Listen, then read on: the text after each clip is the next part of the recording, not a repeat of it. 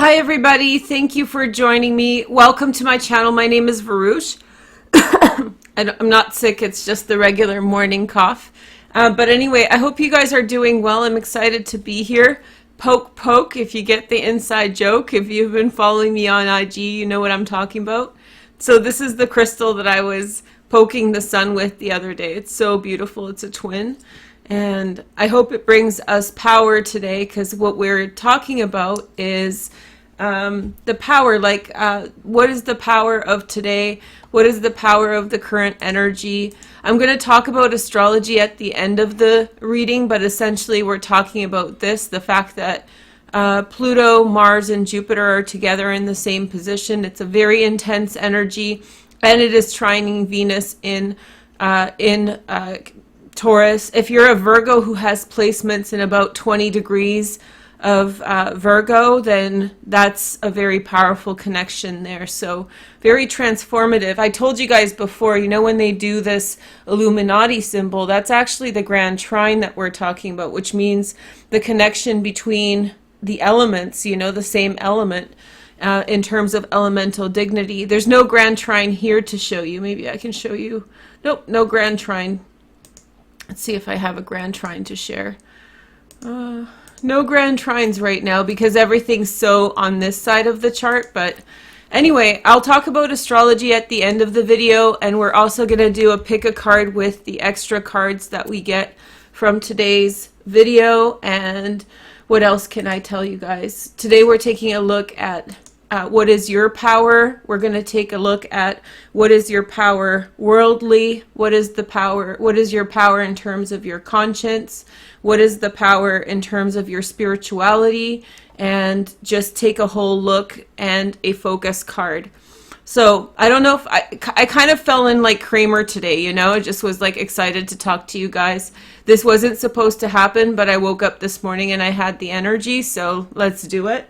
I'm using my Thoth deck. This is the deck that I had since I was like a kid. So it's like my first deck, or maybe not my first one, but it's one of the first decks I ever owned. The first deck I gave away. Stupid, Veroosh, stupid. And then the Osho Zen Tarot for the consciousness message. And for the spiritual or magic message, of course, the Braille. So magic is around us, and then we'll pick a focus card that we'll use at the end for a pick a card. And also at the end, I'll tell you guys about the astrology. So today's a big reading. Also at the end, I'm going to link through the weekly daily.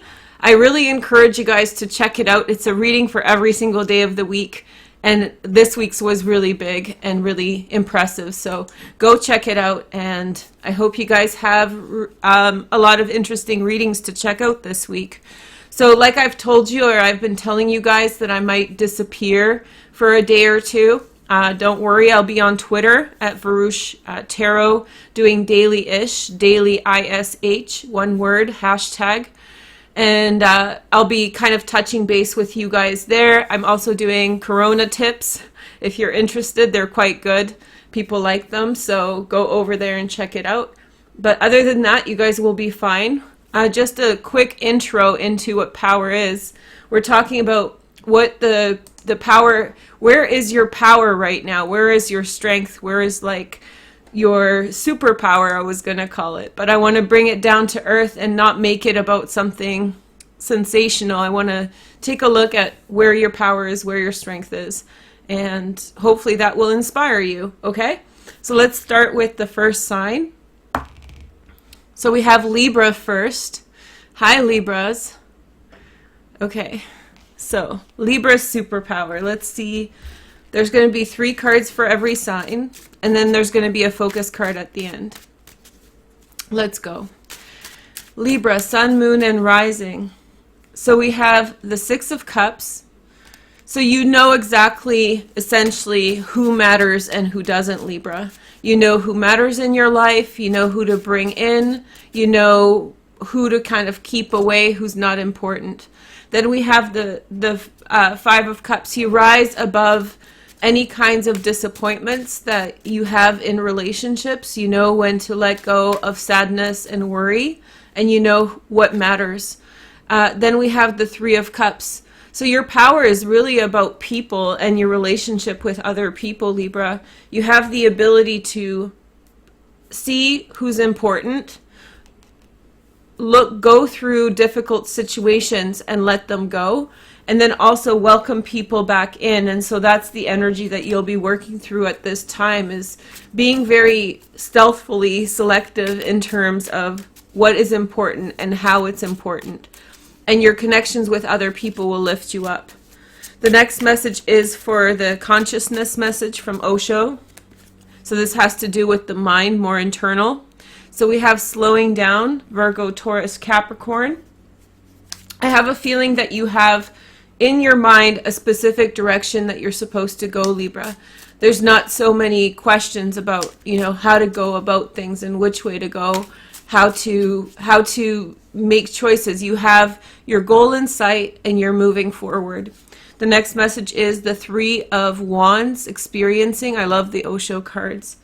So you understand the bigger picture, Libra. You have an ability to rise above the small details. Do you guys know the book, Don't Sweat the Small Stuff? So you have the ability to rise above small details and see the big picture in things. This helps you to stay motivated and keep going, even in circumstances that are disappointing to you. The next message is the Two of Cups, friendliness. That's the trees that grow together. A lot of different kinds of Buddhist thought has these two trees together. Khalil Gibran also writes about trees growing together. It's a really nice message of, you see the bigger picture, Libra, but you also grow with the people around you in a similar trajectory. You also kind of know who the important people are, and you sort of rise above whatever sort of things may have happened, and you know exactly who's like your team. There's no question for you about that. You know exactly who is in and who is out. But this is about who is in, so welcoming people back in to your life and selecting who's important and why. So here's the spirit message. So remember, Braille Tele we're a little bit picky about. So we have coming out, number 52. Okay, so you're in some way being guided towards a new path. You're being guided towards moving towards something specific, Libra. You're in some way meant to progress at this time towards a specific goal, it's saying. And I think that you are being drawn through the people that you know towards your destiny and sort of coming out of your shell. That's your strength. And then you have remembering. So I think that you see the bigger picture, even in moments when things are not going your way or there's obstacles in the way of what you're trying to achieve. You're remembering that things are coming in for you all the time. You're constantly experiencing gratitude and thankfulness, and these opportunities keep coming in for you at this time. So that's your power, that's your mystic vision. And then you have contrast. So you're in a relationship of contrast. Libra is ruled by Venus, and so is Taurus. And in some ways, you couldn't be two more opposite signs. Very, very different energies, and yet you're ruled by the same planet, right? So it's like in your life at this time, or in this lifetime, you have relationships that are with people who are very different than you. Libras probably more than anybody else have relationships with people that are more varied and more dynamic. And so it's your opportunity in this lifetime to grow together, but also grow through the contrast of your experiences. So you learn from the people around you because they offer something completely different than you do, and that makes you very strong. Your focus card is the throat chakra. Did you see how my throat was like acting up? It's like communicate to the people around you, Libra. You have a powerful energy towards the people around you. You have a powerful ability to communicate and bring in success for your life. And I think that you're achieving your goals because you know how to bring people back in. The people who matter are coming back to you now, Libra. Okay? So hopefully that's an exciting message. Remember, we're focusing on Pluto, Jupiter, and Mars. Okay, so that's your card. I'll set this to the side for the pick a card later for the focus reading for everybody. Now let's keep going for the next sign. Libra again. Libra's energy is strong today. Scorpios. Hey Scorpianas, how are you guys doing? Welcome to my channel. Let's see your messages. So what is your power in a worldly sense at this time? What is your power at a worldly sense? This is probably the most powerful week of our lives. And so I know it seems like there's so much going on, but it is a really great opportunity to rise, and many of us will ascend. Many of us will level up, and we will become much more powerful people for the things and events that happen this week. Okay, so here, Scorpio, and I'm going to tell you guys little messages for those of you who are watching live as we keep going. Okay, so you have the Two of Pentacles. So Jupiter in Capricorn. You know, the worldly power that you have, Scorpio, is you don't allow the world to push you faster than you're willing to go. So you control the pace of things with such precision. Even if the world is telling you to go fast, if your instincts are saying don't go, you don't go. The next message is the Prince of Swords, Gemini, Aquarius, or Libra, but this is you, Scorpio. This is, I had to cut my nails, so sorry about that. But anyway, so the Prince of Swords represents that you're willing to say whatever you need to say to whoever you need to say when you feel the instinct to. So you're willing to say the harsh truth, the harsh reality. You're willing to cut ties with somebody when it feels as though it's not working for you. There's this ability to be very direct and very intense when you need to. You're prepared to say what you need to say for the health and well-being of everybody. The next message is the Moon, which is Piscean energy. You also hold great mystery, Scorpio, which we know, but you have great secrets, and I don't think you understand how much we from the outside in don't see your secrets, how well they're kept. You think that maybe some things are transparent, and I believe that maybe some things that you think are so transparent are a great mystery for the rest of us. Now let's take a look at your consciousness power with Osho. So you have the Mind. This is the same card, the Page or the Knight of Swords, Gemini, Aquarius, or Libra. So I have a feeling that when you feel overwhelmed, you shut down. This is your main message. It feels like the whole thing is about you turning off energy when it becomes too much. So you're very much prepared to change pace with something if it doesn't fit right. So you're not going to jam that piece of the puzzle into a situation if it doesn't fit like the proper way. If it doesn't fit the way that it should be, you turn your back on it, you move away. Then we have the Seven of Wands. You're ready to face anything, even if it means confronting difficult situations with other people. You're willing to say, like I said, everything that you need to say for the purpose and well-being. You stand your ground firmly once you know your feelings and thoughts about a situation. You are very, very it's not stubbornness, it's when you know the right option, when you know the right opinion, when you're firm on something, there's nothing that can hold you back. You just simply, for the well-being of all, stand your ground. The next message is the inner voice, the High Priestess, and I love, she just flipped out for me. So you have the Moon and the inner voice. You have a mystical vision, Scorpio. Your intuitive dreams are much more powerful than maybe what you give them credit for. The practice of meditation and inner thought is going to really elevate your awareness and understanding. And those Scorpios that actually focus on their dreams and premonitions and visions become much more powerful. And so it says that you have a connection to like the outside world, to consciousness, to like higher energies. And so the importance is of paying attention to those things and responding to them in your life. Here is the very mystical, spiritual vision, the Braille. It's a very, see what it brings for you. See what it evokes for you. So we have man, masculine, which is the Emperor card. Okay.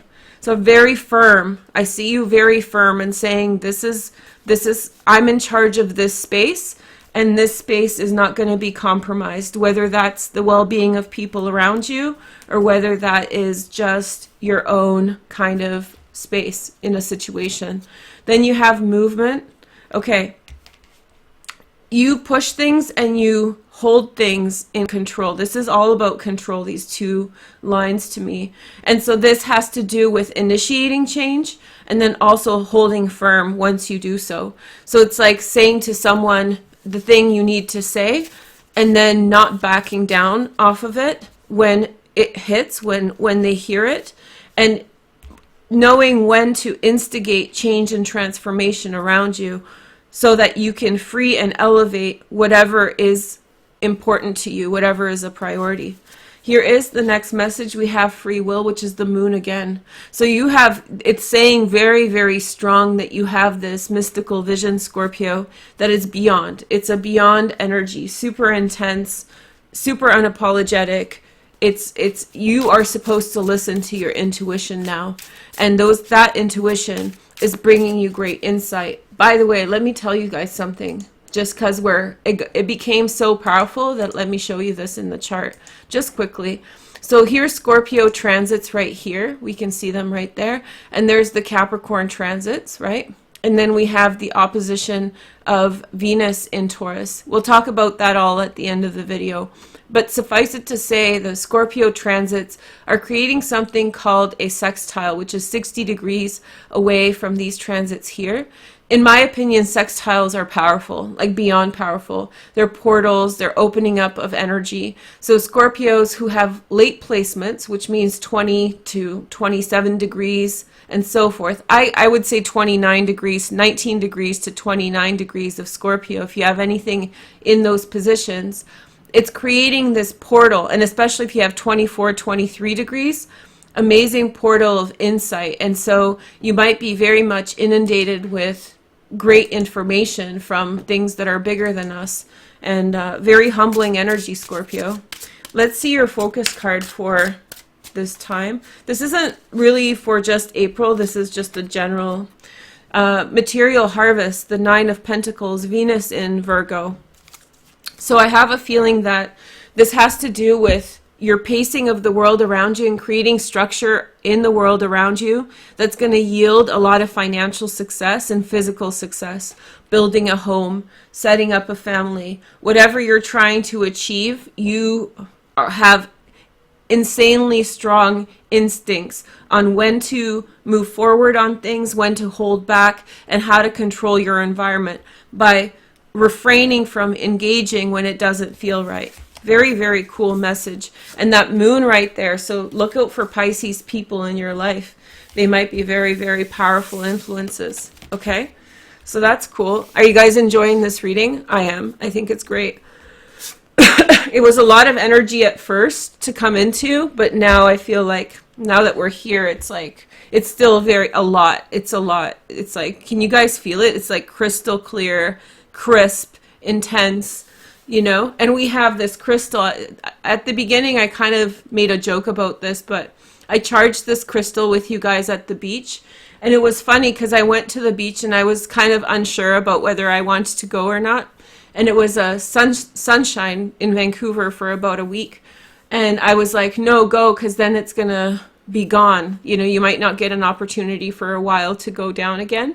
And I live very close to the beach by English Bay. And so that's where I was. So the sunsets are over the ocean. I did it on IG. There's also one on Tarot Talk, youtube.com/Tarot Talk. I did one there, so you can go check it out.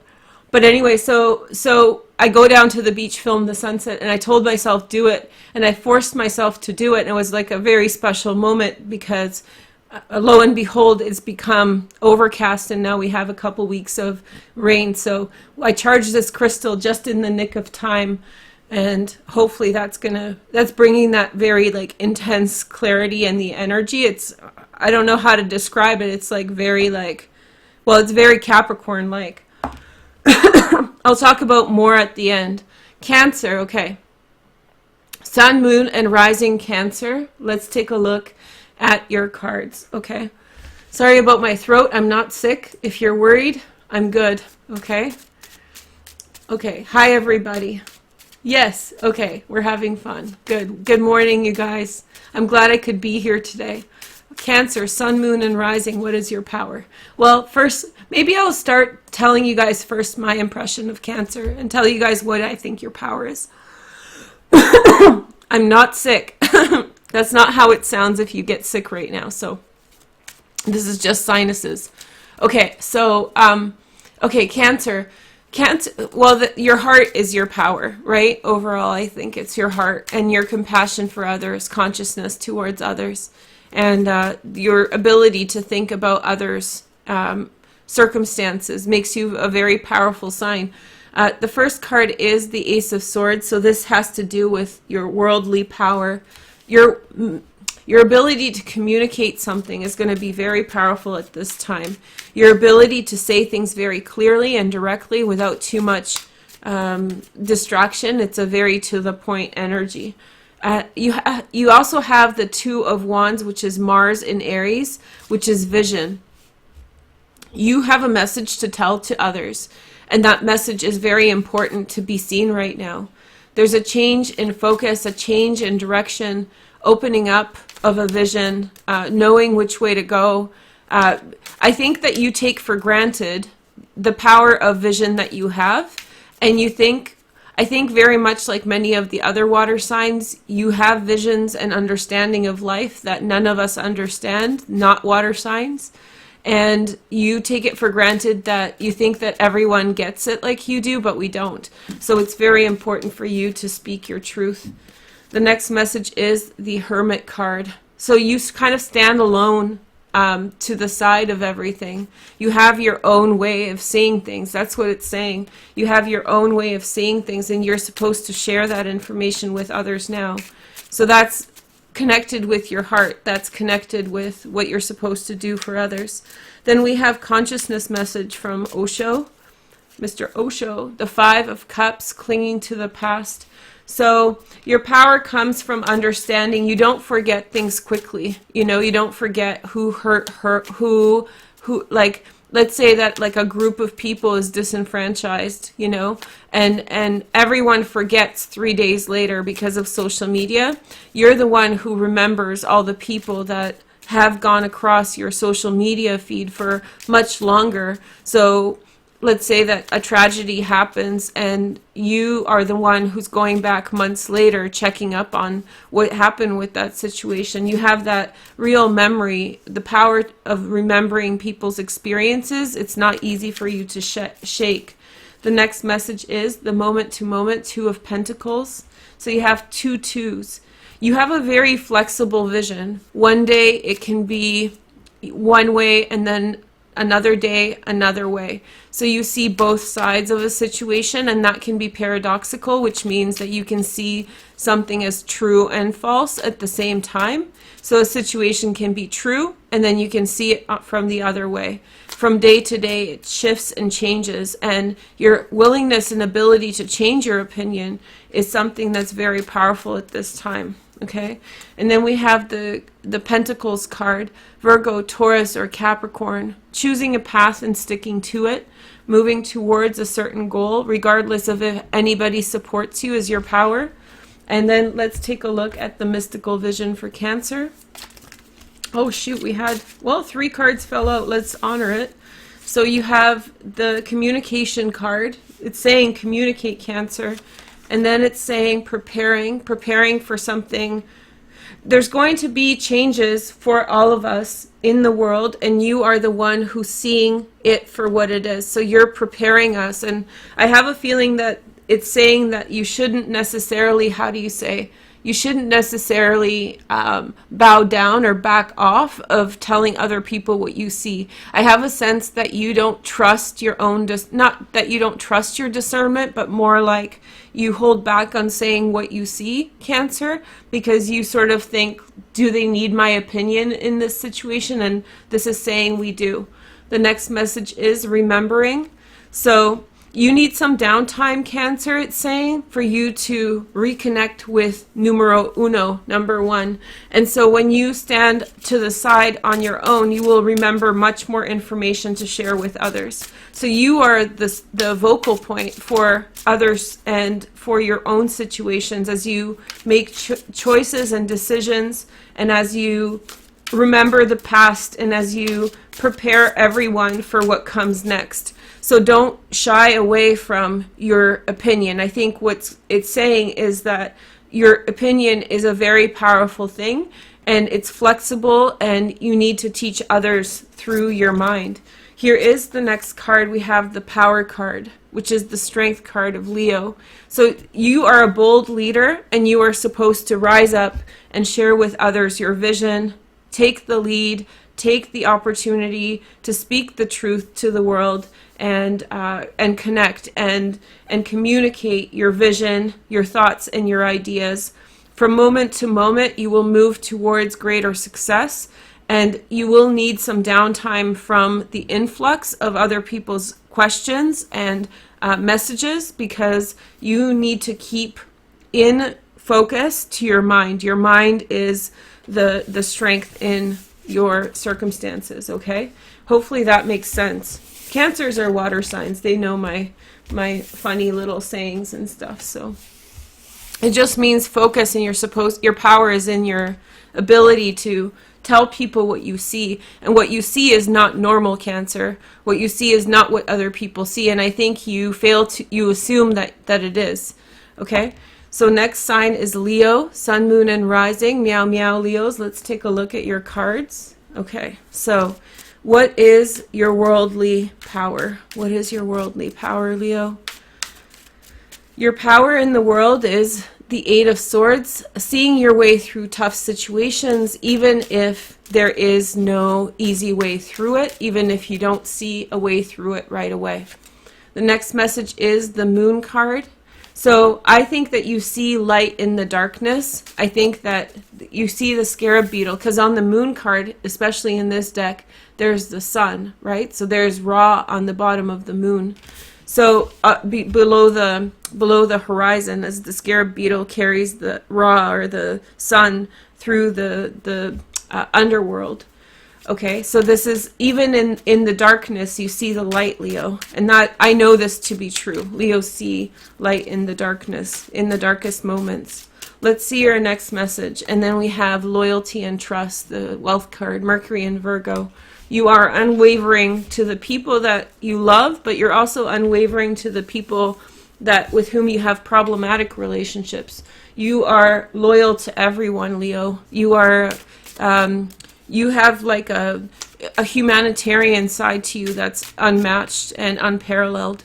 The loving energy that you share with others, Leo, empowers you to just be there for them. And some things that other signs really get discouraged by, or let go of relationships for, you don't let go. And even in tough situations, you see the light, and you know that there's a solution for every problem. And that kind of life force, nobody can break or hold back. You have the Nine of Pentacles. So this is Venus in Virgo. Nothing can take away from the abundance of your mind. Nothing can take away from your strength. Nothing can take away from the richness of possibilities you see. You have the Fool. In every single situation, you know there's going to be another sunrise. That's beautiful. I'll leave it at that for you guys. A bunch of cards fell out, so I'll show you guys them just because. So you have the Seven of Swords, politics. You have the 14, integration, which is the Temperance card, and Sagittarius, Sun in Capricorn, Four of Pentacles, the Miser, and Ace of Wands, the Source. So I have a feeling that that's a lot of energy all at once. Hold on. So I have a feeling that in the unknown, you know how to select things, and you know how to hold on to things so that new things can grow. So in a nursery, when plants are growing, right, Leo, they need to be protected. They need to be separated from certain environmental factors so they grow. And it's the same thing with ideas and your world around you. You are very selective with your energy, and you know what needs to be nurtured, and you nurture it with loyalty. Okay? Like I said, it can be someone you know or someone you don't know. The mystical vision is working. Okay, so you find strength and work in all situations. This is the spiritual message that ties it all in together. So you find opportunity where many people find none. You keep on plugging away at solutions until you're happy with the answer. Number 38, danger. You evade danger by letting go. So you're not going to be holding on to a situation that's dangerous or unhealthy. You begin in new directions, and you know that there's a sunrise. You don't confront the shadow. You just bring out the light. So by doing so, you are not confronting the danger, you're evading it because you know there's a sunrise for you in a moment's time. Remembering energy here, number 39. And so I think that you have a powerful connection to your past lives and to your subconscious that connects and remembers things in terms of what they matter. So if I were to ask you, why are you applying your time in a particular direction? I don't think you could necessarily tell me, Leo. I don't think you could rationally explain why you choose the things you do, but you have a sense and a knowing about you in terms of what's important. Okay, so let's see your card.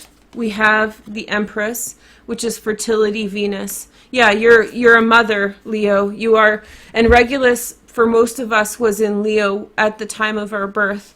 And so that means that this Regulus is the star of kings. It's a very ancient star in astrology that marks like royalty and power. And so you have that in your sign. Leo is the king. It's ruled by the sun. We have the source energy here. This is the Ace of Wands, not the sun, but very similar energy. So sometimes in rulership, sometimes in kingdoms, there's problems, and there are sometimes, you know, shadows on the wall or difficult moments or difficult times. But a great ruler doesn't back down from it. And I think that you are the one who in some way is a conscious ruler, a flexible ruler, one who's willing to go a new direction, but also remembers what's important and maintains that. Okay, so that's Leo's energy. I'm going to check in with chat to see how you guys are doing. Is this good, or is this too wacky for you guys? You guys asked for a all sign reading, but I thought, oh, maybe it's a little wacky for some people. That's okay. The power reading. Once I get into it, I'm like, oh, this is like too, like in terms of, how do you say, some of the readings are, you know, some of the readings are like, how do you say, they're more for advanced people who are more into metaphysics, and some of the readings are very superficial for the beginners.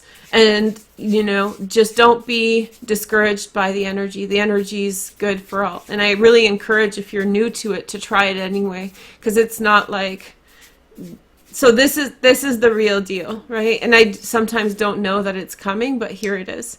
But if this is the most powerful transit of our lives today and yesterday and this week, then I wouldn't want to waste it on something superficial. But I don't think it's possible to do something superficial now, if that makes sense. Okay, so we have Aquarius. Aquarius, sun, moon, and rising. Here we go, because that's my moon. I'm diving back in, guys. Let's do it. Okay, so Aquarius, what is your power? Your worldly power, Aquarius. Let's see, in the world. So you have the 4, yeah, you know how to let things go. I know this.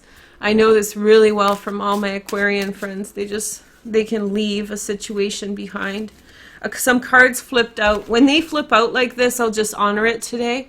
So we have the Prince of Pentacles, the Death card, and the Hanged Man. So waiting for a situation to be over, waiting for a situation to finalize. A relationship with someone else, possibly an earth sign coming to an end, and waiting for a situation to really, you know, be over. You know, something's coming to an end, something is over, there's a change, a way forward, and there's peace of mind and patience. Patience is your power.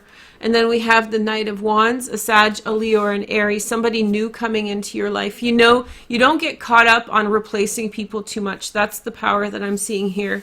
It seems like maybe a cycle in your life with a friendship or a relationship is over, and it has been over, but you're not rushing towards replacing them or replacing this energy. But you already know that there's new people coming in who are a better energetic match for you. A fire sign is a much better match for Aquarius than an earth sign. Not always, but overall, yes. So this new life energy, and they may not be a fire sign, Aquarius, but this person is coming in with this fire energy, just light and bright and powerful, okay? Let's take a look at your next message. What is the consciousness power of your energy? We have the Nine of Swords. So when something hurts, you let go. That's a very smart thing Aquarians do. So you don't hold on to hurts, especially emotional hurts. You let them go and you find peace in situations. Good for you. And then we have the Two of Wands, which is possibilities. You understand that sometimes you don't try to control another person's experience. You allow that person to go through the grieving process or closure of a situation, and you understand that there are things in the world that you don't understand that are outside of your realm of understanding and control, and you don't try to control those things. Then we have the Seven of Swords, Moon in Aquarius. And so I have a feeling that you at first are, discerning or careful with new people that come into your life. You don't necessarily show everything that's going on inside of your head right away. And so even if somebody's coming through that you're very excited about, you still are paced and careful with getting to know them. Then you have Glory and Victory, number 37. Sometimes, you know, these kinds of feelings, glory and victory, that's the mystical power.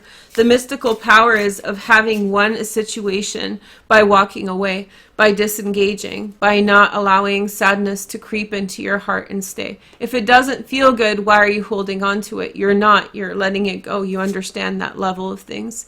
Manifesting energy, number 74.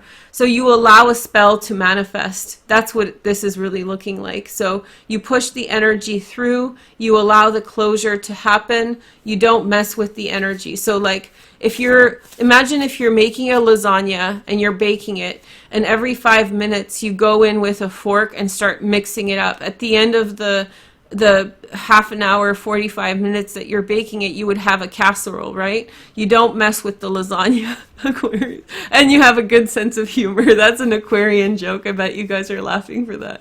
It's a serious energy, but for some reason, yeah, it's coming through. And then we have contrast, okay? So I think that the new world that's coming in for you, I think that you are appreciating the difference from what it was before. And just by the way, a seagull just flew over my apartment, and so that's a sign of some good things. Another download that just happened was, you know, Saturn's in Aquarius, and I don't know if you guys know this, but Saturn is the ruler of Aquarius, the ancient ruler. So you share that with Capricorn, and so that's a very powerful energy that's with you at this time for the next 2.5 years. We'll get to that soon. But there's this new wave of energy, and this is probably the Saturnian end of this, and now this beginning, and it's new lessons, new opportunities, a new adventure for you, Aquarius. Let's see your cards. Okay, let's see your cards. So your focus card, Aquarius, is, remember, I'm going to do a pick a card with these at the end. Patience and planning. This is the Seven of Pentacles. Long-term shifts that you can appreciate. So you allow one world to die, nothing's dying, but like going away, and a new world is entering your life, and you see it for what it is, and you don't mess with the energy. You don't turn the lasagna into a casserole. So there you go. I'm glad you came through, because there was a little bit of humor that came with that then. Casserole. I can actually picture one of those, you know, in the box lasagnas that are actually casseroles, like those ooey gooey noodles. Okay, so here is the next message. Leo, we've done. Aquarius, we've done. I'm getting excited now for who's next. Sag, okay, hey Sag, how's it going? Good stuff. Okay, so why don't we take a look at your power, your worldly power? What is your power in the world? Yeah. Okay. So let's see.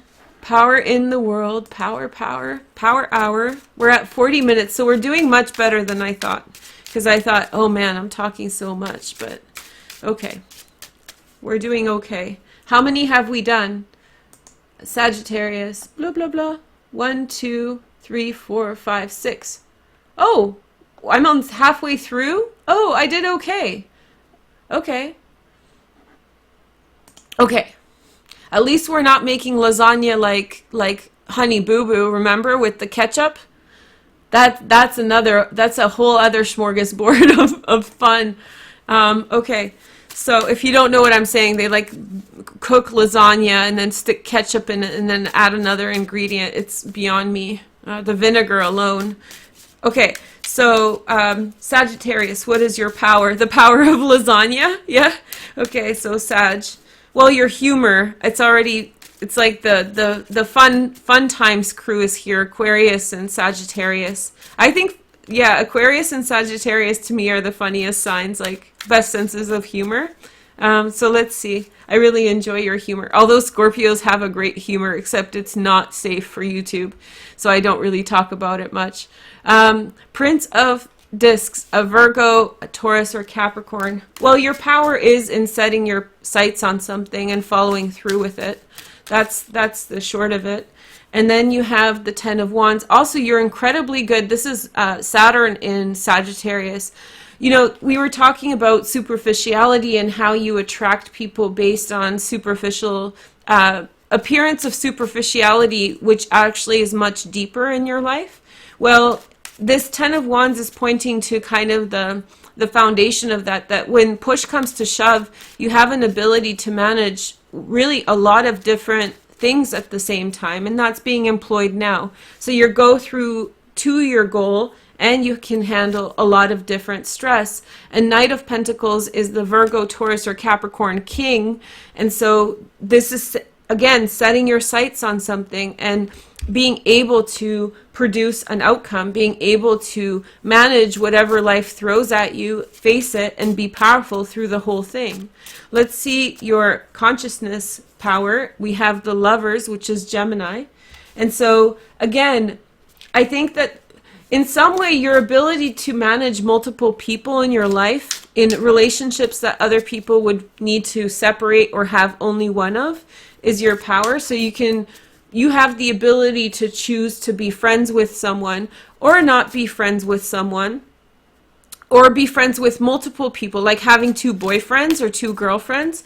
This is in some way a power, and I don't mean like 2 timing people. I mean like dating 2 people at the same time to figure out what is the best part and really getting to know them without breaking anybody's hearts or being disingenuine. You have the ability to kind of consider things or people's situations at the same time. Or let's say that your mom and dad are getting a divorce, right?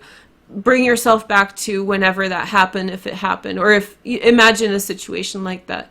So you have the ability to spend time with your mom, spend time with your dad, and be sort of able to maintain relationship with both with little impact. Okay, so you're able to have a fun time with both sides of the coin.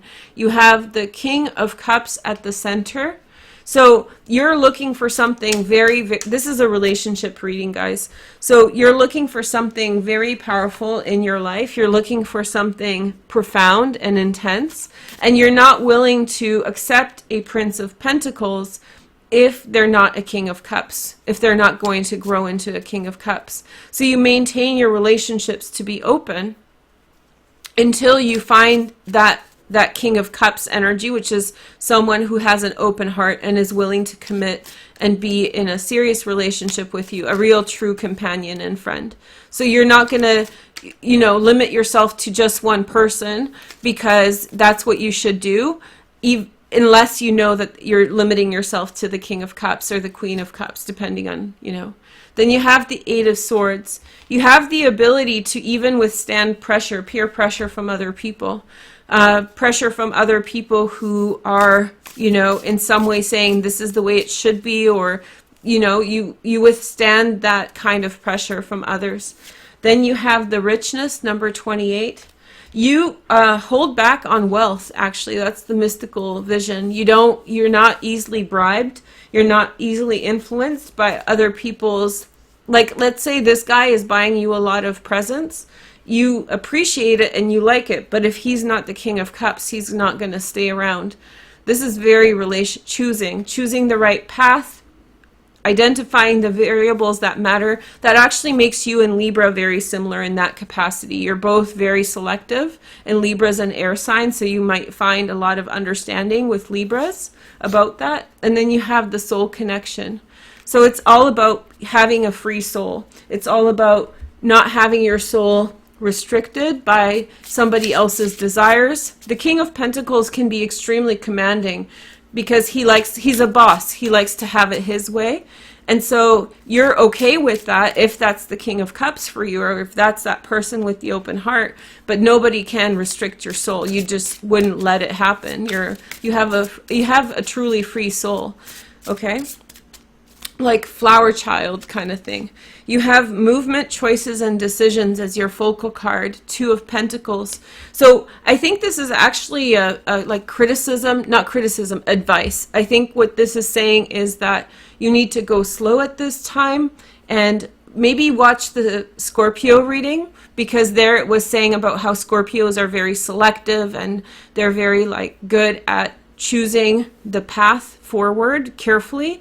And so we have the 2 of Pentacles here, which means that you're carefully moving forward towards some direction. You're carefully moving forward towards some direction, and it feels like all these people around you are trying to make you go faster than you know you should. And that will work against you in some way, keeping this autonomy of the soul. It might distract you from paying attention to actually what they're doing. So this is saying, like, go slow. Take it really, really slow at this time. In terms of relationships, in terms of, you know, how you're interacting with people. Okay, so now we're going to do the next sign. We're halfway through. Woohoo! Okay, so let's see. Next message. Aquarius we've done. Aquarius we've done. Virgo. I thought it was Virgo. Virgo, sun, moon, and rising. Let's talk about your strength, Virgos. Well, we know we're the best of the Zodiac. I'm just kidding. Are these jokes getting old? Maybe. That's okay. Nobody else is saying Virgo's the best, so let me say Virgo's the best. It's done. I have 5 placements in Virgo, so, you know, I have authority. All right, let's do this. I work up a sweat doing this. I always want to take my sweatshirt off when I'm rocking and rolling. Okay, so let's see. Virgo, what's your power? So Mercury in Virgo, wealth, loyalty towards others. There's like an unwavering, like, you know where your loyalties are in all situations. You're very centered and focused. And let's see, what else? What other strength? You have the Princess of Cups. She's showing up everywhere. Where Page of Cups, Princess of Cups. Pisces, Cancer, Scorpio, secondary transits in Earth, Virgo, Taurus, or Capricorn. So you're welcoming in someone new into your family, I think. You're welcoming someone new into your family. That could be in a variety of means. It could be a love connection. And if you date men, this doesn't have to be a woman. But there's definitely, you're welcoming someone new into your life. And it's a loyalty. Like, Virgo gang is not a joke. like it's you know, it's like to get in is like a powerful it's a powerful achievement someone can make. And so yeah, you're definitely welcoming in a new energy this year. So it's somebody's coming into your family, which means they're not going anywhere. It can be a child, it can be a relationship. Someone's coming in, they're not going anywhere. The next message is the Fool, new beginning, Virgo. So you hold tight. I don't know how long Virgos have been waiting for this. In some way, you've been waiting several years for this kind of energy. So you didn't, well, so in other words, the loyalty comes from the fact that you just, it's not like a membership that you can cancel anytime, you know. That's what I'm saying. It's more like the mob than than like you know, a gym membership. And so, but it doesn't have the negative side of being a mobster. My Virgo mobsters, we'll call you guys that. Now I found a good name.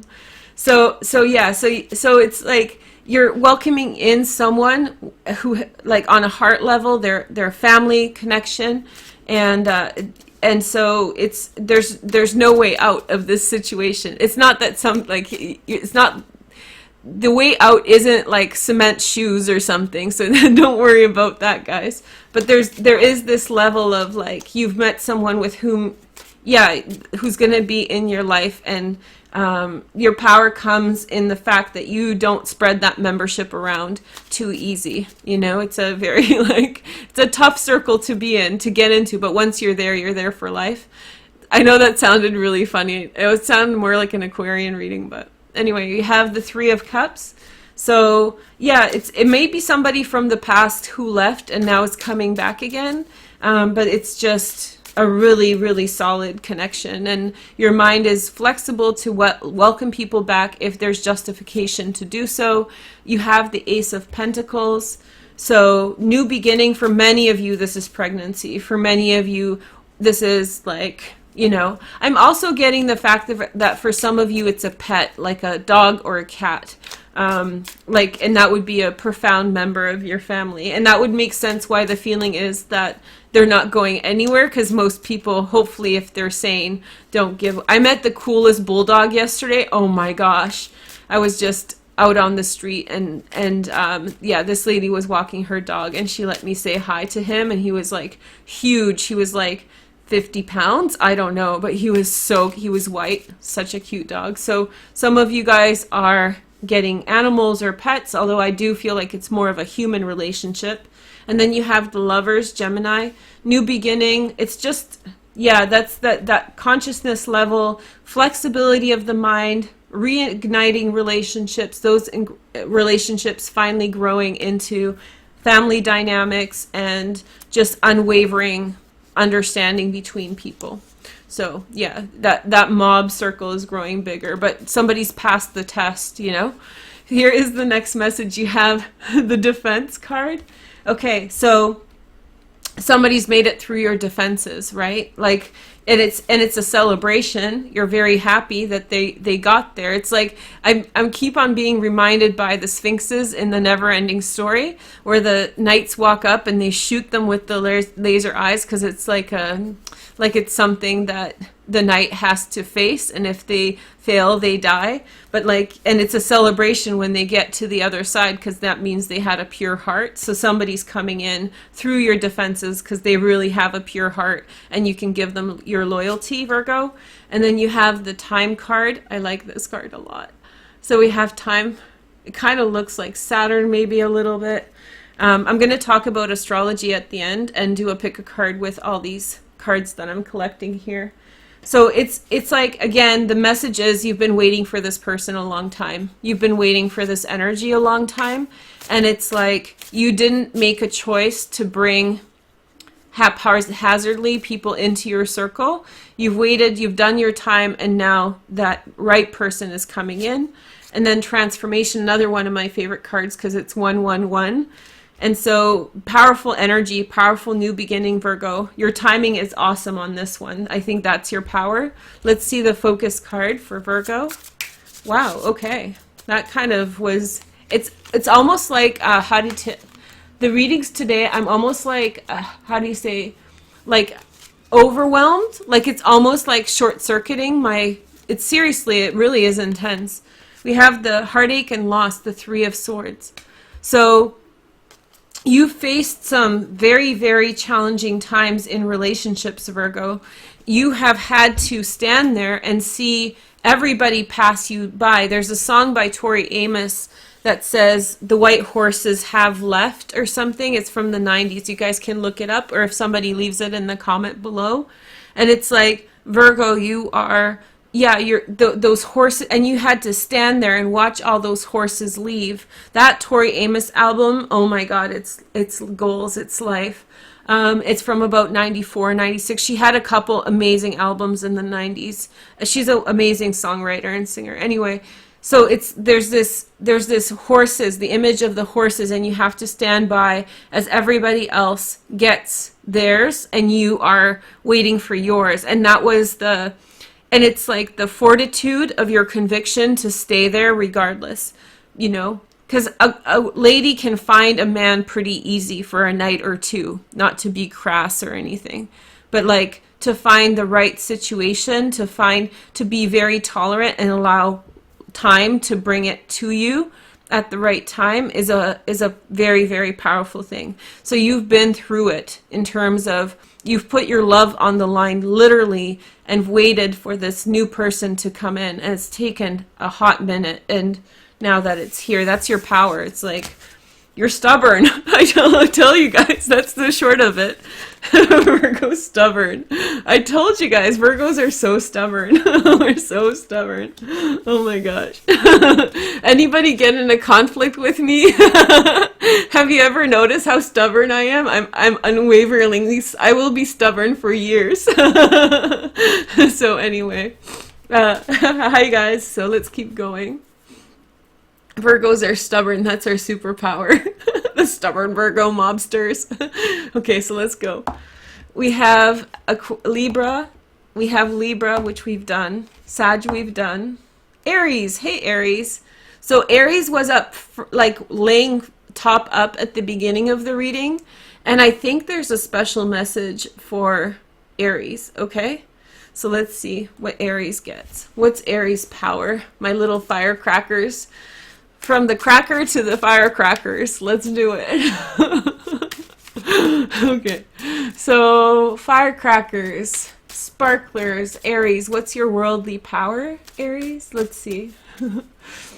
So, this is my interpretation, my little chit chat, is your superpower or your power is your brightness, and it's your like optimism and your just being bright and being like, I don't know, just bright and unfiltered. Three of Cups. Okay, so this is Mercury in Cancer. Return to things, being reconnected, reconnection. How do you say this? Bringing back relationships. You can have a fight. An Aries temper is like split second. An Aries temper lasts 3 seconds, and then they'll go back to any relationship and welcome someone back again, provided within limits, right? But you just really have this ability to, that storm is a tropical storm for you. Your anger is a tropical storm. It comes in hard, but it leaves quickly, and there's nothing that you hold on to, and you don't fester. Unlike Virgo before you, if you want to hear that one, that's that's another thing altogether. But you're very, very happy to bring people back, no questions asked. You have the moon here, and again you bring light. So this is very similar to Leo's. You bring light to darkness and dark situations. Let's see this last card, 7 of Wands, which is Mars and Leo. So sticking up for what you believe is right. You stand up for other people, Aries, in a big way. And you stand up for situations like, let's say something happens, like somebody messes up the computer at work, and everybody's sick and tired of this person because they're terrible with the computer and they always mess it up.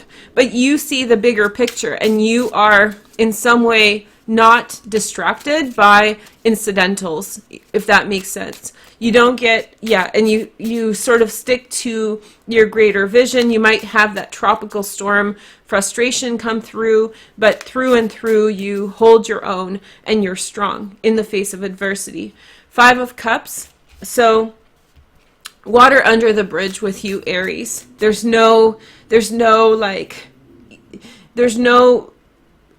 getting stuck on things. There's no it's just your happiness towards being reconnected or being around people supersedes any desire to remember how bad it was. Within reason.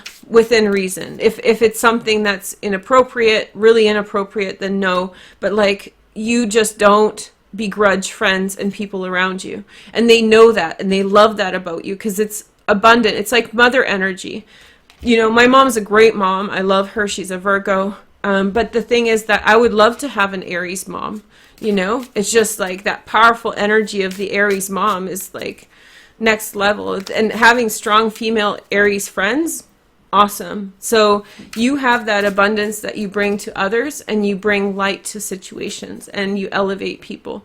Then we have Sun in Capricorn, and so you hold your own in situations. You don't give a crap about anyone, pretty much, and so you don't give a crap about what they think about you. They can call you a miser, they can call you, up your own butt, but you're just like, so I'm doing me, I'm on a boat. Aries is on a boat all the time. Then we have Sacred Alchemy. This is your magic vision. So I think that you see the interconnection of things, and I think it's funny how you observe human interaction. When you look at how people do things, you kind of put it up against your impression of them, and you think it's funny when people like mess up almost. You think it's funny when you see people do human things and you don't hold it against them. That's your real mystical power. Never number 49. So you never allow yourself to be dark for too long. You can hit a hard time, but you never allow that to be your constant. You always fight against the darkness. You always try to bring light and creativity and love into situations. And then we have Union, one of my favorite cards, number 44. In Cantonese, it's say, number 44. Say. The only thing in Cantonese I know how to say. So we have Union. I think that you hold your own until you reach and achieve alignment with people that is worthy of your decisions, and you wait for the person to meet your path, and then you walk with them, and then you're also able to walk away from them if that path diverges. So it's all about, people say it's all about you, but that's not in a disparaging way. That's not like a bad thing that you do. It's it is just a part of the program. And when you converge, here the snakes are converging and diverging, you can see, then it's a great thing. But if it's time for them to kind of separate again, you're kind of ready to do so. So it's a very uncontrolled experience, very much in the present moment. So your power is like the reconnecting with others and releasing them freely into the world, because at the end of the day, you know that you're only responsible for yourself. And then you have the Hierophant, Wisdom, the card of Taurus, and Insight. You're like, you walk alone, and you never get the rep as an Aries for being the enlightened one. You never, it's all Pisces and like, Scorpio's so deep, but the reality is that you're very deep as well. You're a sign that understands things, and you're so deep that you don't actually try to throw it into other people's faces. So many people don't even know like at the level at which you process things. And so it's just you very much have a purpose and a like way of doing things, and you kind of keep that all on the low, and you let everybody else focus on the deep Scorpio energy or the deep Cancer energy, and you're like, fine, you guys go, and I'm going to stick to my truth. Like, and I think that Aries people in general, Sun, Moon, and Rising, can really provide very intense insights, because they keep in awareness of the present world. They don't lose track of it. They keep abreast of the present world. They don't get distracted by emotions and other things. At the end of the day, if something is working, then it's great, and if something's not working, then to let go. Okay? Very similar to that kind of Sagittarian energy, I suppose. Okay. Let's see the next sign. Leo we've done. Pisces next. So what is your power, Pisces? Let's see what your power is right now. Pisces is always a gong show reading. Pisces, sun, moon, and rising. Let's see what's going on here. Pisces, we have the Nine of Wands, which is Sun in Sag. Sun in Sag, Nine of Wands, Pisces. I think that you are present with others and you're very conscientious while still being very drawn in for yourself, and you have that private space in a public setting, you know, so, you know, you can be a shopkeeper and have a completely disconnected world from being surrounded by people. You have an inner truth. You have the Five of Cups next, Mars in Scorpio. And so I have a feeling that you have a great compassion for other people's suffering. And I think that you in some way see their suffering for what it is. And you don't turn away from people who are having a hard time. You also wait with people until it is their new beginning. So you don't bail out on people as they are going through things. You see people through to their new beginning, and with them you celebrate this new beginning that they begin, and you begin a new beginning with them as well. So when your friends go through something and they start something new, you go through something new as well. So it's kind of a blessing for everybody. You don't see it as a, here we go, weird Pisces reading, right? But you don't see it as like it's only them going through it. You really viscerally feel that also for yourself. Even if your life isn't explicitly going through something, you sense that it's a lesson that the universe brought to you, and you celebrate the new beginning when with whoever it is that you're sharing their disappointments with. And it's all like in your own space. And then you have the Page of Swords, Gemini, Aquarius, or Libra. So you allow yourself your space to kind of quiet your mind and to make a decision about things and which way to go. You have the Five of Pentacles.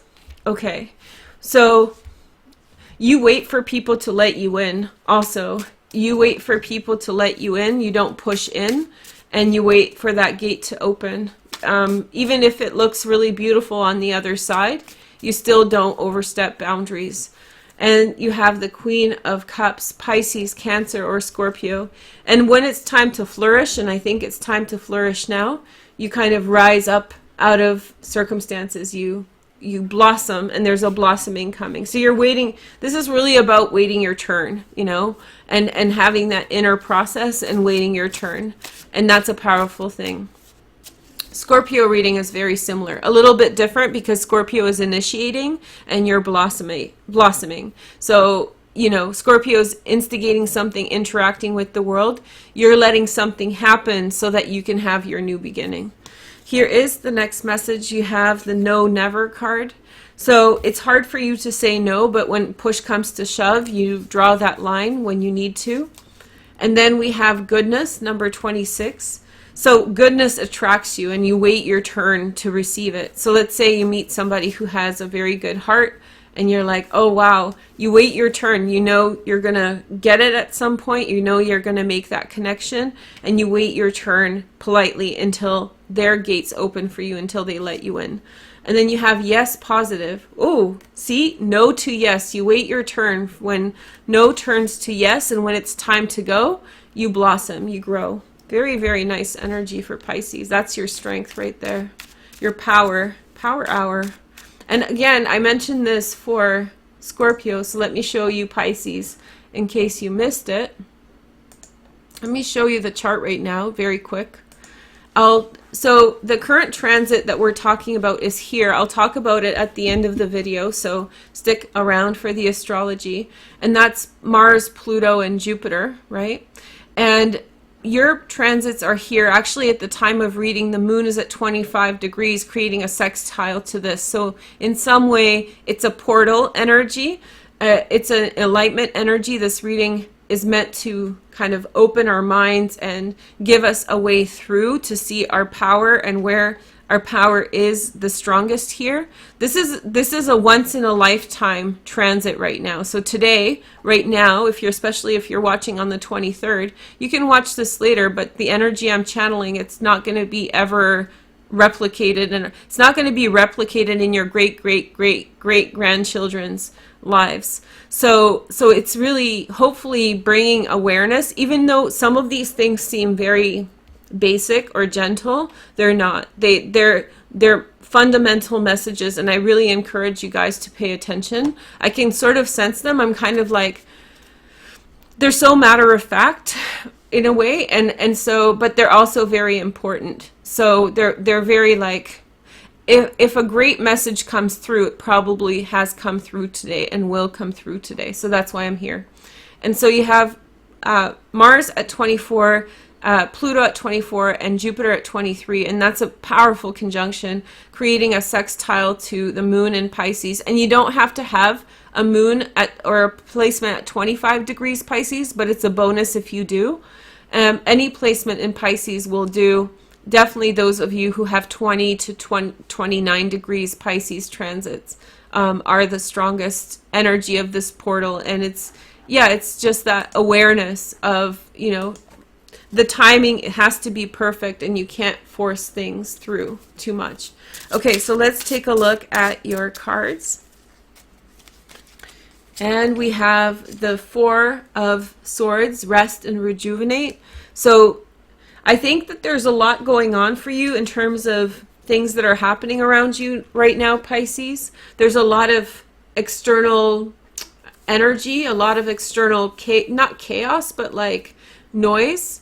And so it's important for you to sit by and wait patiently for that blossoming to happen. It's coming through now. It really is coming through. Okay? So that's that message. How many people we have left? 1, 2, 3, 4, 5, 6, 7, 8, 9. We have 3 more. Okay, that went by fast, relatively fast. I thought it was going to be much slower. So thank you guys so much for watching. Thank you for likes, comments, and subscribes. And I'll do the astrology in a moment. I'm excited. I have a note. I have notes. It's serious when I have notes. Okay, so Aries we've done. Leo. We haven't done Capricorn. That's going to be interesting. Pisces. Aquarius. Gemini we've done. We haven't done Gemini. Ooh, Gemini, your turn. Sun, Moon, and Rising. What is your power? What is your superpower, Gemini? Let's see. What's your worldly power? What is your worldly power, Gemini? You have the Three of Pentacles. Get down to business. Get with the program. This is Mars in Capricorn, okay? So, and for this transit is happening in your 8th house of change. Many of you are going to hit a big change right now, big transformation. Here is the next message. We see the Capricorn energy. Wow, okay. So I think that the image is almost like a cowboy kind of trying to tame a horse. Have you guys ever seen that? It's not like an easy thing to watch, but it's very much like the energy, or like on a mechanical bull kind of energy, and you're the person riding it. It's like you're on top of some very, very bumpy energy, but yet you still maintain your composure and you maintain your strength. And Five of Pentacles. I think that your power is really coming through in the fact that you're exposing yourself, or have been exposed to extreme energies, and you find yourself in a particular place and time, and you have the adventure spirit, Gemini. So you go where others don't, right? I think of you guys as the pirates, or like the captain, the person who would sail somewhere random, like Tristan da Cunha. You guys can look up that island and like pioneer things, like you guys go where the lions are, you go where the bears are, and you like poke around and see. You're the first to head into dangerous territory, and that's your power. And then you look around and you look for allies once you're there. So it's like you have bravery. How about that? You're brave to face the unknown. And I think that at this time, life has positioned you So life has positioned you to be brave. Life has positioned you to face some crazy-ish, some crazy stuff.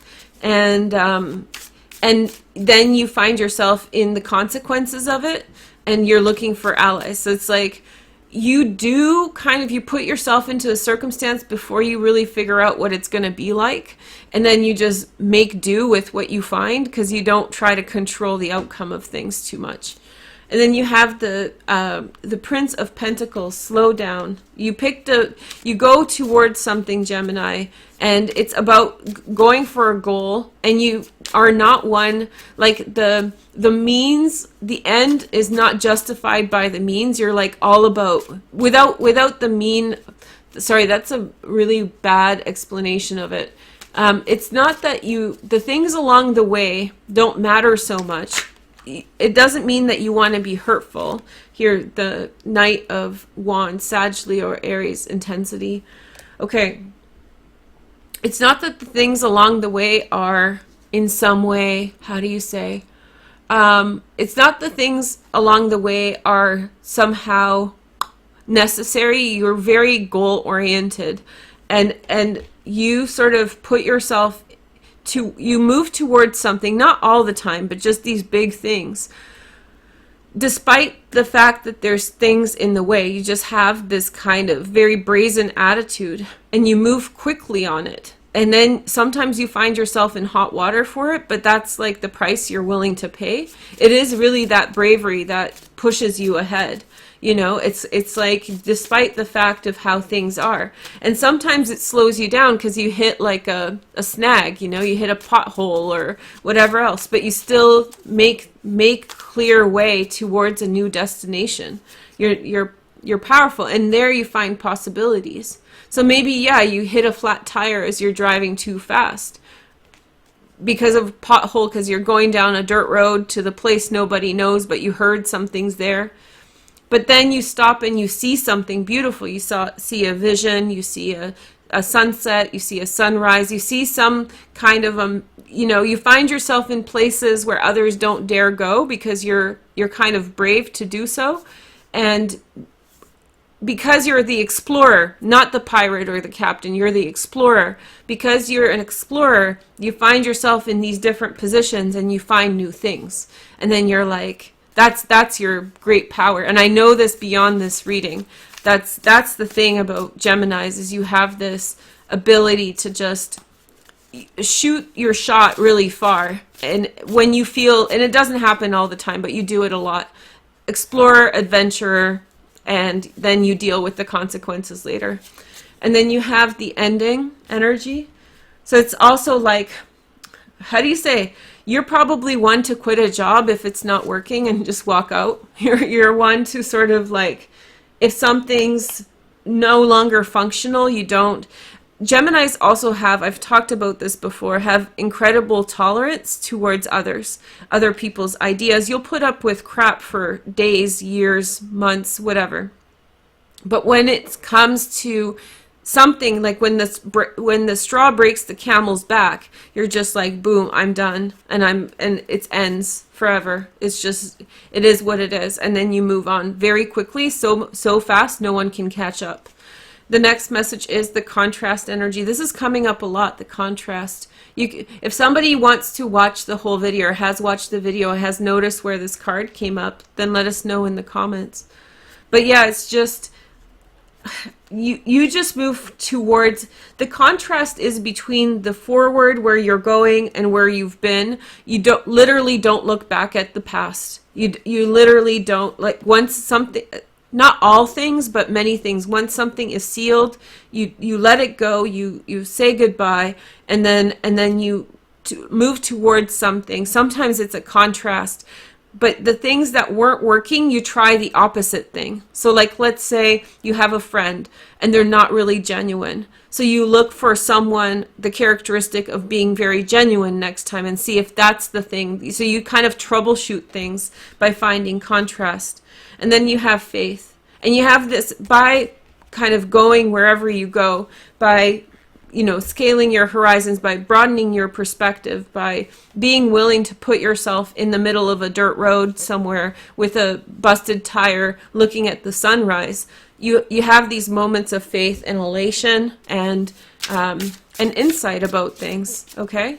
So there's definitely a breakthrough moment. Let's see the next message.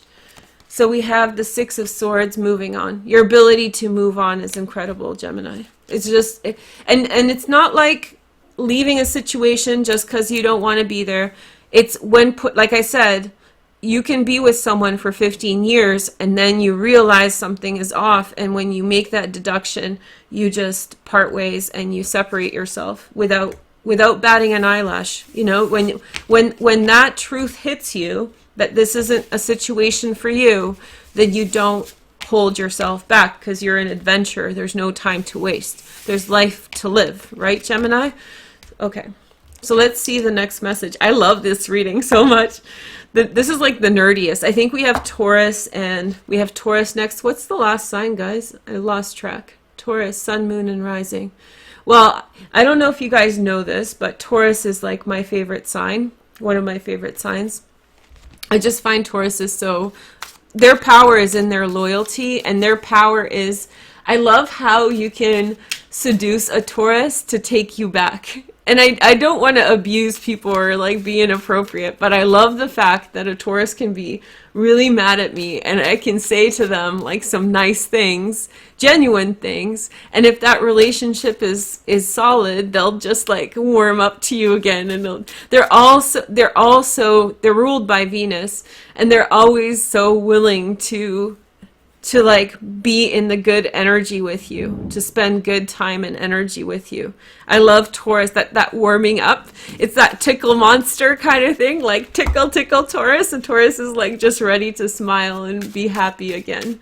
So their ability, their desire for, how do you say, like being on the same page with someone, their desire to be happy with someone supersedes anything that's going on. Okay, so let's see for Taurus. What is your power? We have the Queen of, well, you're beautiful. Yes, you're very, very beautiful, Taurus.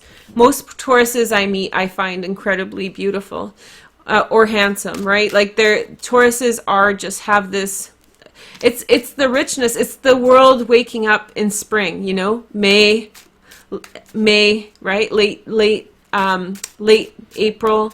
It's like the real beautiful flowers come out in May, you know, like it's just, you guys are the beautiful petunias.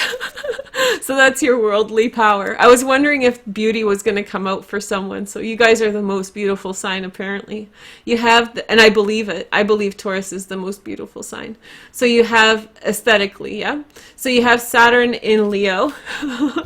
So I think that this card actually, usually this is a Messiah style deck, which means that there's not pictures for the, you know, lower arcana, but you can see the one wand standing against all the other things that cross it. And there's one giant powerful wand that is more stronger than the four others.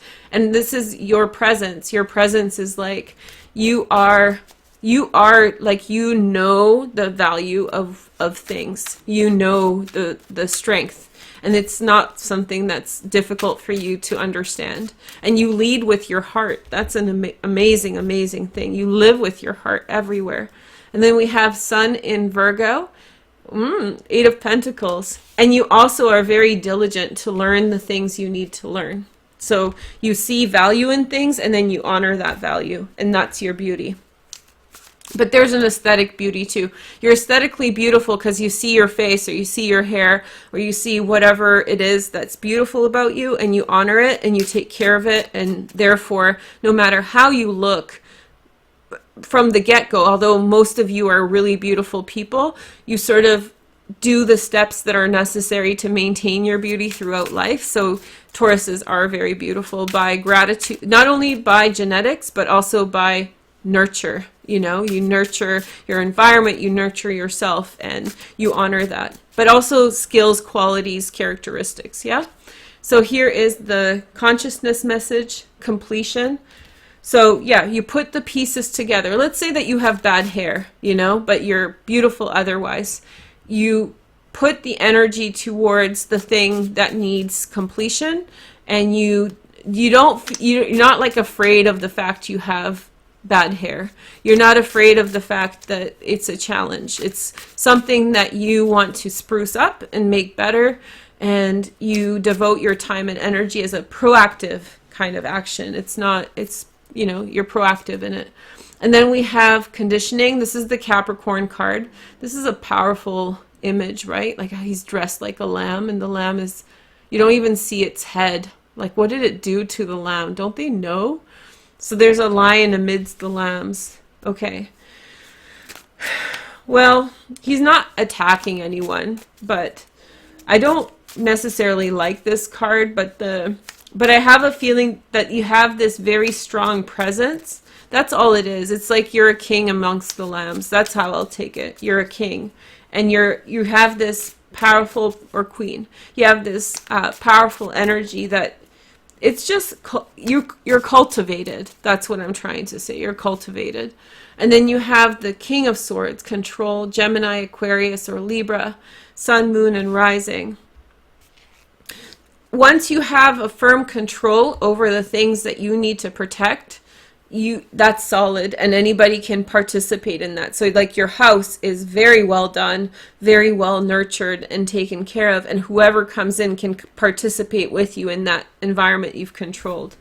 So it's like whether it's your person, your job, your home, or whatever, your power comes in your ability to kind of cultivate things and make them to the best possible. It's so efficient. It's just like, you know, these square cards, it's like, it's so efficient. It's like every single angle is perfect. Every single thing is as good as it can be without perfectionism, but just precision. Okay, so we have doubting, number 27. So anything that you doubt, you address. That's what we were talking about, like bad hair or whatever. And then we have the star, pure intentions, is the first time this card came out. So it's like, yeah, you're a king or a queen among the lambs because you go on the main thing. You go on the main wand, right? You go on your biggest virtue. If your biggest virtue is your voice, you're a wonderful singer. You go on that through the rest of your life. You are precise and you are specific. And then we have contrast again. This came up for everyone. Just so you guys know how I pick, I like randomly, like just gently switch the cards and pick a card out. So you have contrast. Just you contrast, you can live, like imagine a world where everything's gray and everything is uniform, like boring gray sofas, boring gray carpets, nothing, everything is like a hospital, right? But everybody lives in places that are just very bland. You, in some way, you will have the house that when you walk in, there's plants, there's life, and there's beauty. That is the contrast you bring in. It's an unwavering sort of energy, okay? So you're like the mystical house in the community. If you were living, and this isn't just about home, this is about everything you are. It's like you have that cultivated and work through energy. Okay, so here's your energy. We have the Wheel of Fortune, and that's your destiny. So you're getting 2 cards of destiny, big destiny. So this is the Wheel of Fortune, and this is the Star. And so both of this is saying that you are on the right path, Taurus, and you are cultivating your destiny. You're bringing it into reality. That's pure manifestation, by the way. When you, through the years and through a long period of time, are able to maintain an energy and make that unwavering, that's a very powerful manifestation, if you're wondering, for those of you guys who are into manifestation talk. Okay? So which sign did I not yet do? That was really dope. Who is next? Who is last? I forget. So we did Aries, Taurus, Gemini, Cancer, Leo, Virgo, Libra, Scorpio, Sag, Capricorn. How could I forget? Okay. I was just saying about that.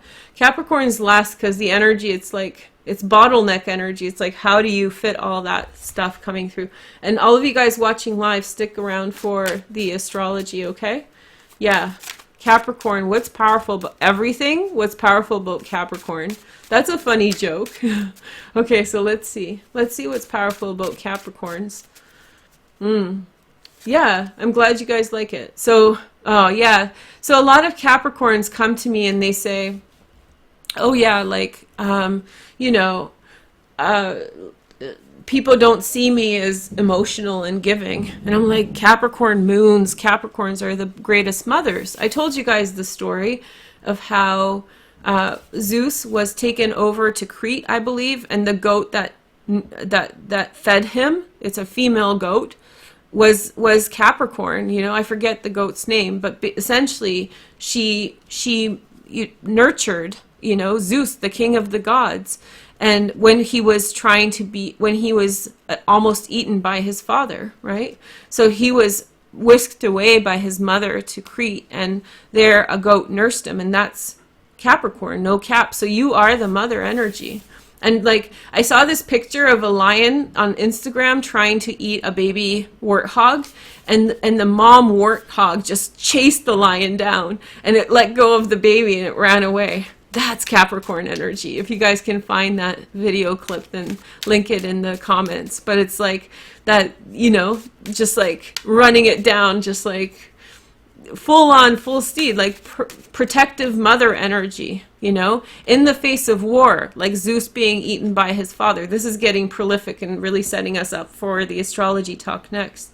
But it's just, you know, it's that being set up for being set up and to be eaten and destroyed, and his mother protects him. It's very, very powerful mother energy. That's your power, actually. So most people are wrong when they say, oh, business. It's like, no, you just keep it down. You keep it locked down. And then we have the death card, change, transformation, Scorpio energy.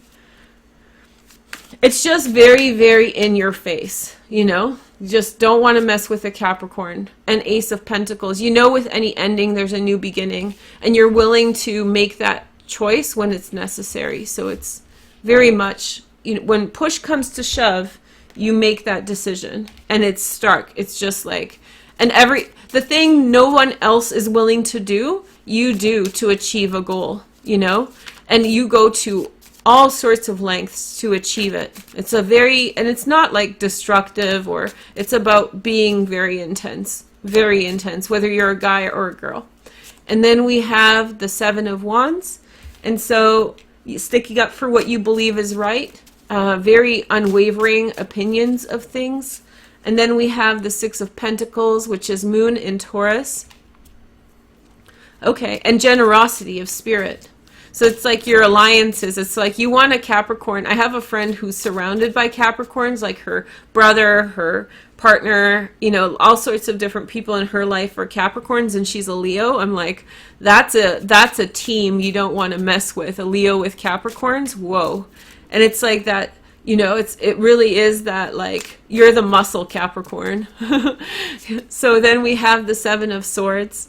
And so I have a feeling that you also don't let everybody know everything that's going on for you, Cap. So you sort of, in some way, wait until the right time to say something.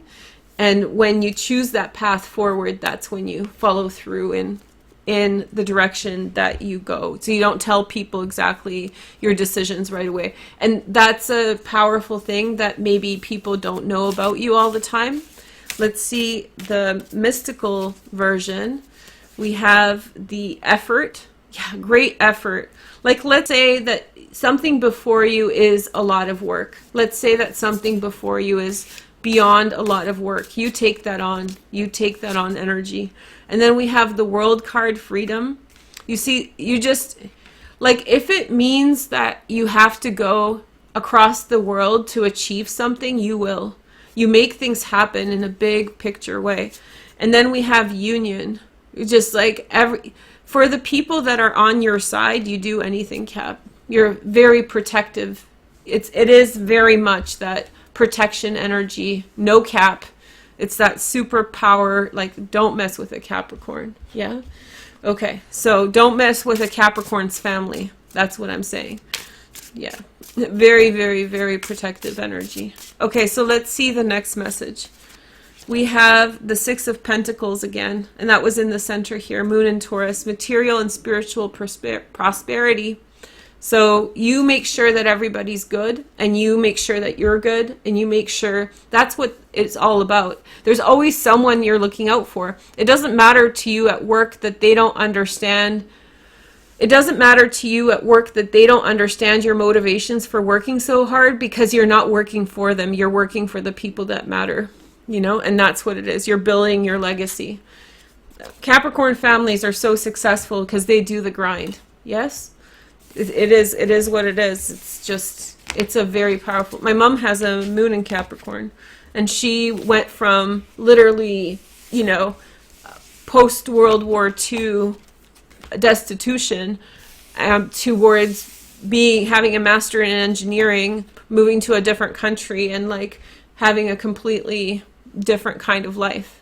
So she, like, Capricorn energy rises, you know, between strata. I'm not really into, like, you know, like hierarchies, but there are hierarchies in the world in terms of who has what and whatever. Capricorn energy locks it down. It knows the value of things, and not only for themselves, but also for the people around them. So thanks so much, you guys, for hanging out. Now I'm going to do a pick a card in the astrology reading, if you guys can handle it. Wow, an hour and 30 minutes. Okay. So we'll go kind of fast through this, but I'm not sure if I'll be able to be here for the next couple days. So let's just do it now. So what I'm doing here is putting down all the cards for all the signs in a pick a card, and you can choose 1, 2, or 3. And in a minute, I will do your kind of summary reading for all the signs about what is your power, pick a card style. It's just a little topper summary, last thoughts. But in the meantime, let's talk about the astrology, if I may. Okay, so here is the astrology, and I'll go through some of the things you might want to keep aware of. If somebody's doing time caps, do them now for astrology and pick a card. I like the way you guys did it there, so we'll start that here. If you want more up to the minute for the next couple days, go on my Twitter, @Veroosh Tarot. You don't have to follow me, but the hashtag is #dailyish, and that's my daily astrology feed. Although right now it's kind of, you know, all over the place because of the current world events. And I want to talk to you guys about this. I haven't been able to put together a video. At first I felt like I always am about timing, and it's not to do with like analytics or those kinds of things. And then it became too serious of a situation just to be trivial about. I did talk about it on Tarot Talk, youtube.com/Tarot Talk. You can search Veroosh and then the C word, you know, the illness, the virus thing. And then you'll see my video on that on Tarot Talk, so you can check it out there. I hint at it and explain things, and I did that video, I think, in early February or January, so you can kind of see everything's happened that I said there. And so right now, what I want to focus on is where is your power, because this can be a transit, as we know, that is very intense and feeling like disempowerment, like we're up against big things, but it's actually the transit in which we can secure a lot of power as well. So Mars, the planet of war and strength and assertiveness, that's the solar plexus, right? The yellow chakra over your diaphragm.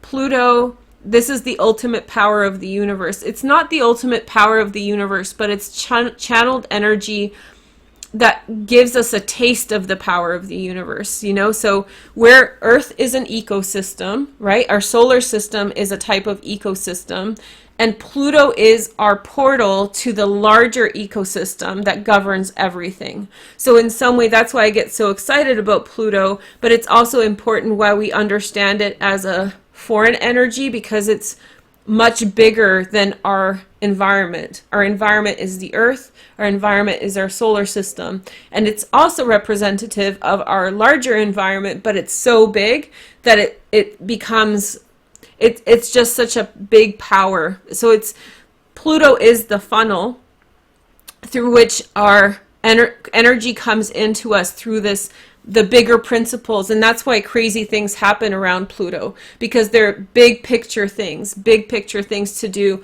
with that larger ecosystem of the universe, or, you know, our part of the galaxy. It's not even the universe, but it trickles down, you know, just like you know what I'm saying, right? So that's why Pluto is what it is.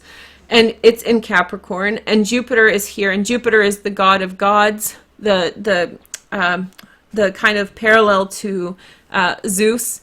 And so Jupiter is benefic, but it does have the property of making things grow. So such things as are happening right now, things are expanding rapidly, you know, with the economy and with the disease, things are growing really fast.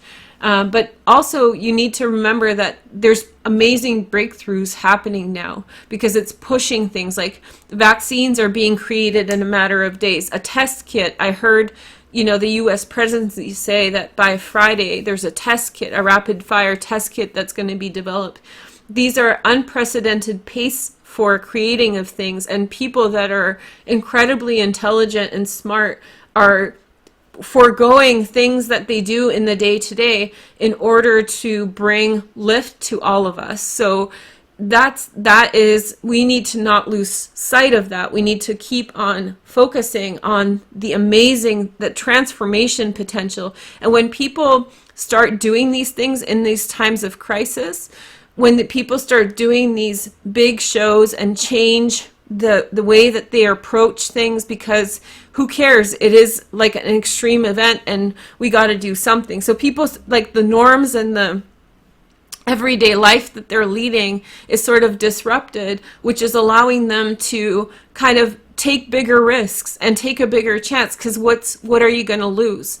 And so this energy is pushing people to be more brazen, more intense, take a bigger challenge, you know, and so the smarter people, or the more apt people, or people who have a better idea, are rising to the challenge, and they're being motivated by this energy. So for every one extreme, there's a lot of other extremes, and there's a lot of good coming through and manifesting now. And there is a lot of solutions, and there's a lot of reckoning going on. There's a lot of like, this stuff is, and those things, one of the worst things, I'll use marijuana as an example. I'm not trying to like shade anyone or say something negative, but my contention with marijuana is that it's sort of benign as a drug. It's not like an extreme drug, or beer, you know.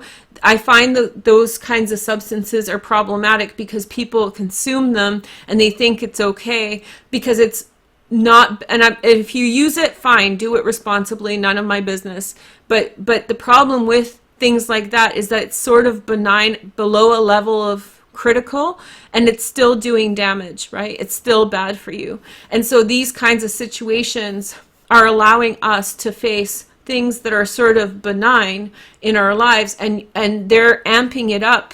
And then you're seeing the things that you're letting pass by, the way people are narcissistic, the way people are being sociopathic, you know, racism, all of these different things are being stretched to the extreme, and that's pushing more and more people to no longer accept it. So it's confronting complacency within our world towards the environment, towards other human beings.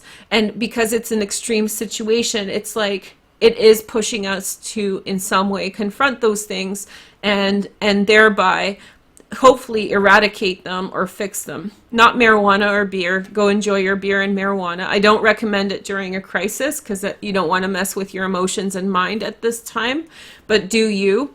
But the point is that things are being stretched to the max, and that is allowing us to become more potent and more powerful, and recognize the things that are passably bad that we're complacent to sort of rise up against it. That I think is the main thing.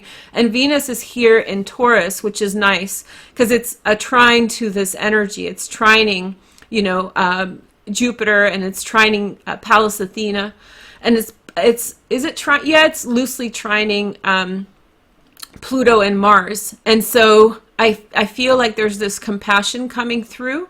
I want to show you guys a chart for the 31st though, And that's important to notice. So this is the 31st of March. This is when Mars moves into Aquarius. I'll tell to you guys about that in a minute. That's going to be a gong show.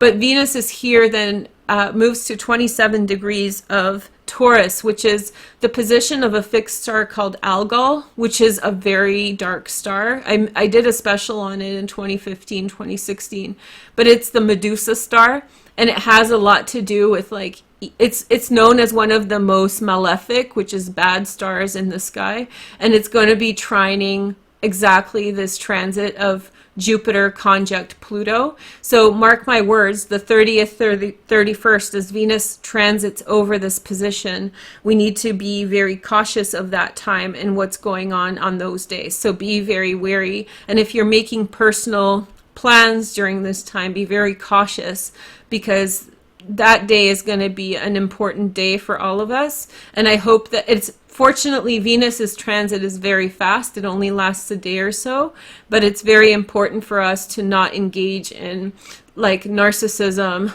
What happened with Medusa was there's some questions about why she was turned into a monster.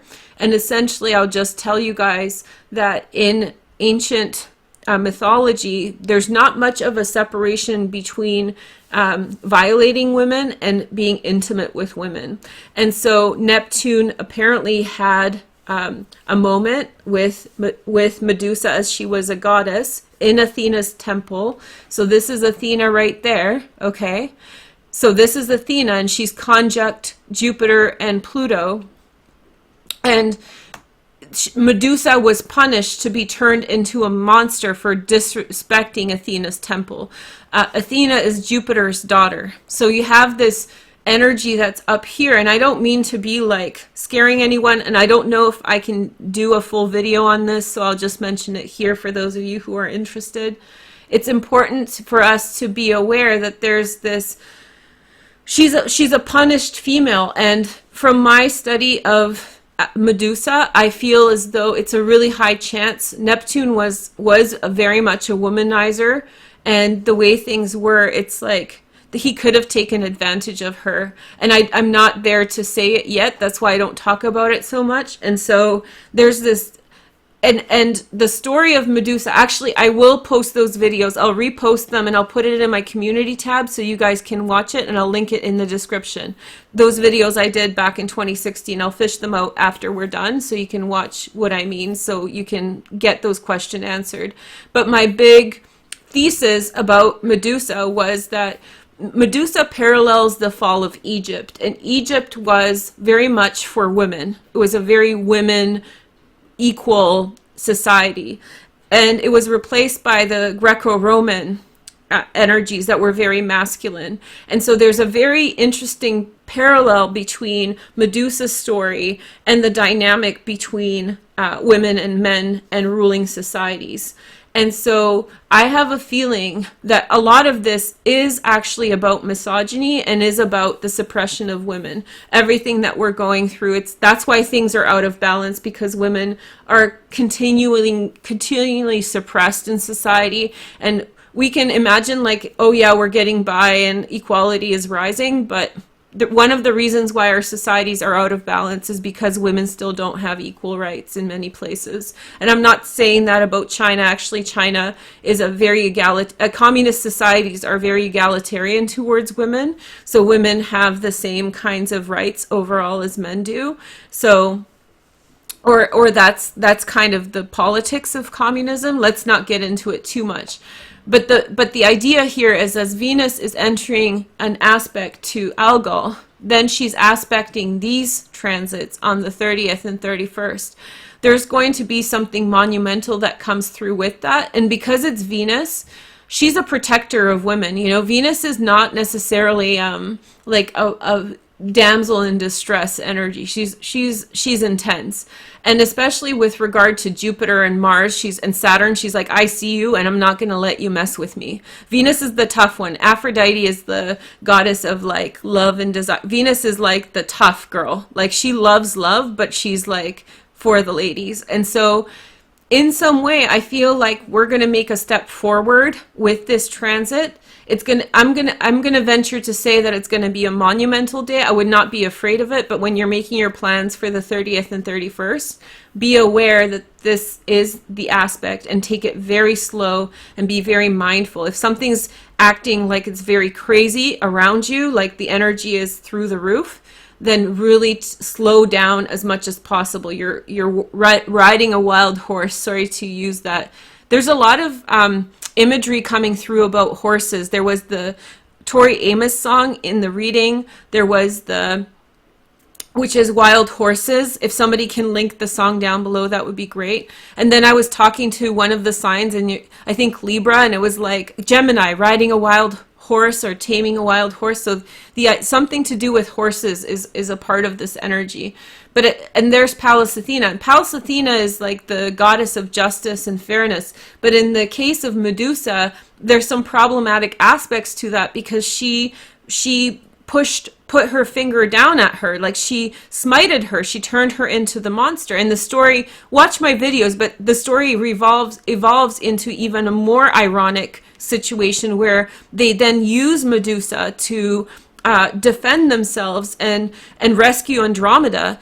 So by putting her face on a shield, on Athena's shield. So, you know, it's like a very, like, persecution of women is a huge aspect of this. Of course, we're not talking about this explicitly in world politics and stuff, but I have a feeling that there's a huge aspect of that energetically and metaphysically to do with that. So again, I'm going to post the Medusa videos down below, and you guys can sort of make up your own mind. There was like 6 videos I did about it. So this is a good time to bring our awareness back to it. And then also, sorry, that got long-winded, but it's, you know, it's a lot to say.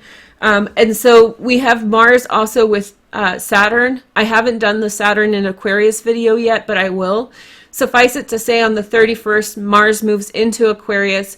I think that in terms of technology, this is when things will really start shifting. And I really recommend that you change your passwords on that day. So if you're watching on the 31st, the 1st, whatever, change your passwords to your accounts. Make sure your accounts are all safe.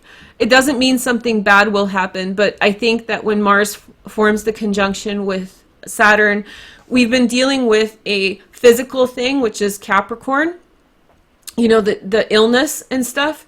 When Mars enters into Aquarius, I think we're looking at technology and science. So anything scientific might come to the forefront for good and for bad. And there will be some kind of a very monumental thing that happens. Maybe something great, but maybe something destructive. So watch your technology through this transit. The last thing I'll mention, and this is more to do with March, unfortunately, I don't think I can do the series on the new moon in Aries, but I just want to bring your attention to this. Watch the Lilith in Aries video. I don't want to post the Lilith in Aries video right now. I think it's going to be too triggering. It's only for members only at this time. I don't feel like it's appropriate to post to the general audience. People are too stressed out.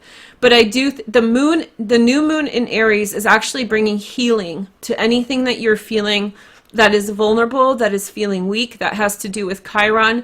Everything that's been badgered in the last little while is going to be reconciled with this new moon. So I don't think you need much more from me on that than that. So everybody has something that feels particularly vulnerable, something that's been particularly hard to accept in your life, something that's been particularly rolled over and pummeled.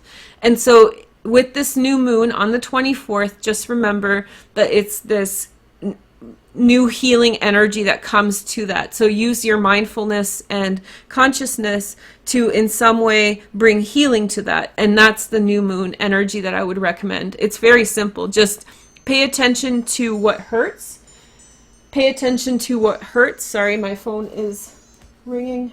Pay attention to what hurts and bring mindfulness to that and see what kind of healing opportunities are coming up for you. Okay, so thank you guys so much for hanging out with me. Let's do this pick a card. Hopefully you chose which one you want.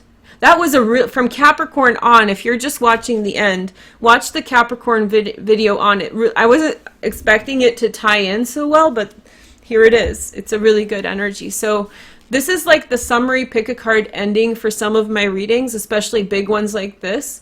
So I hope you chose 1, 2, or 3, and it's just meant to be an extra energy or message, okay, for you guys. Okay, so like, share, and subscribe to make the energy real. Let's take a look. If you chose number 1, let's go for it, okay? So your first one is the throat chakra. And then we have the wisdom card, which is Taurus. And then you have the 7 of Pentacles. And then you have the 6 of Swords. Okay, so I have a feeling, okay, 6 of Swords. Number 1, sorry, there was a lot of, suddenly as I was saying all these things, this is a part of Algol energy.